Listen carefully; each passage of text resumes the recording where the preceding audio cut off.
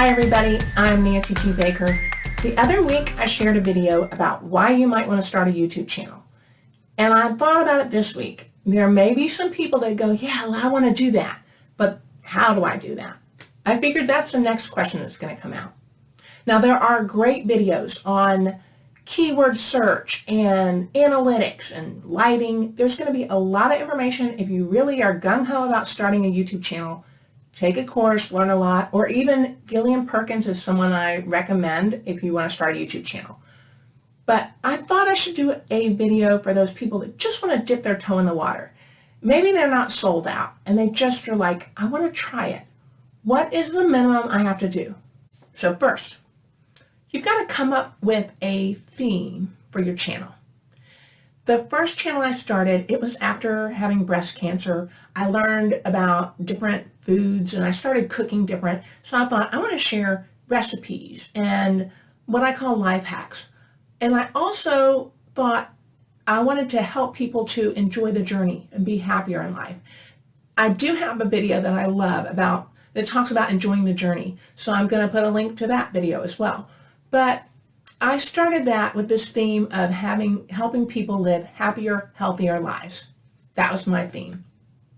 This other one I started for my business is about Select Connect, my business, so it's going to have tips.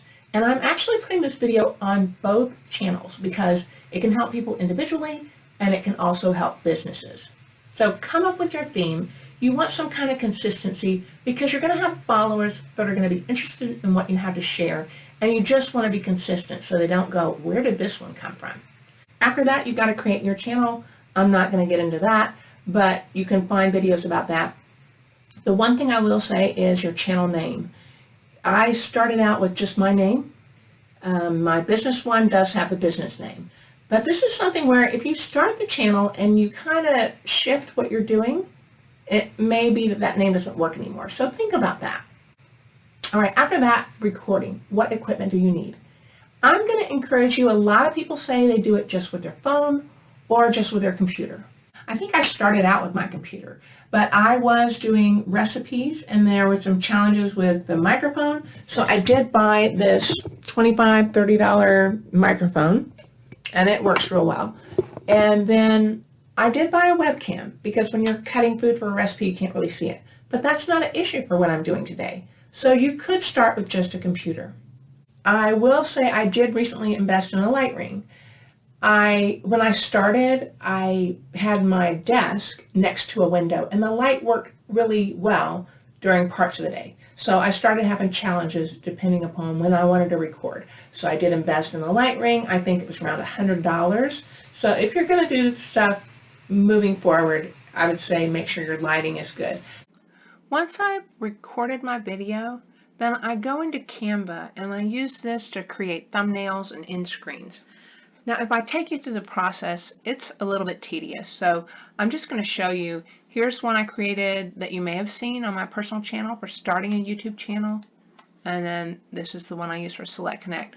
Today, I have created this one and then this one for my two channels.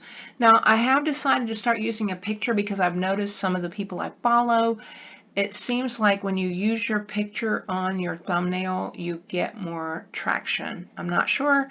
I'm going to test it out. But at any rate, I create stuff in here and then I download it. And this is where I'm going to put it in my video editor. The video editor I use is just the one that comes with Windows 10, and it does everything I need to do. I'm going to show you the one I created that I'm working on now. So you've got the different videos that I have recorded. This is where you're going to start your project and name it.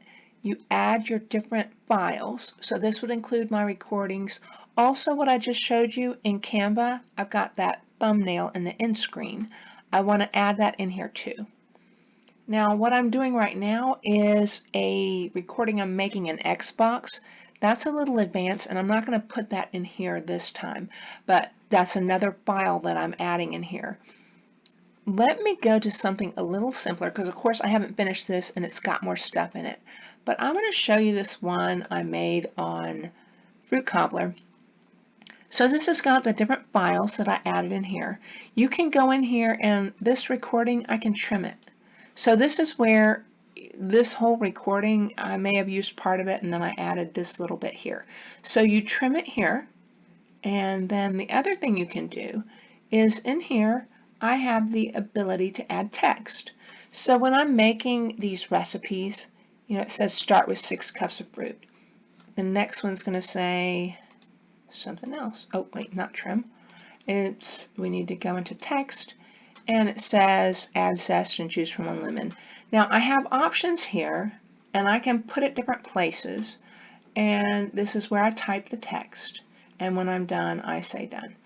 So you can add text, you can add all your screens, you can trim them. The other thing I need to show you, you can do motion on here. I don't really do it, but here's some options where you can, if you have a screen, you can zoom out, zoom in. That would be good if you're having just a picture. And I think there's something else. Audio, let me show you that. So on this one, I use this music, and where I get it, you want to make sure it's not an infringement on copyright. So you can go to YouTube, you can download these videos in advance. I'm sorry, you can download these audio files in advance. So that's what I do. I get them, they're on my computer. So I add them here. And in my intro, I have this one kind of short here. And then if you watch this video, I've got the music again here. When you add it, you have the option here to change the volume. So I usually am adjusting it to, like, I think, yeah, 65, 66. And this one right here, I'm fading in, fade out. And so those are options you can do. If you have voice recording, this is where you can add that as well. So you can do all that within Video Editor. When you're done, you just click Finish Video and it downloads to your computer.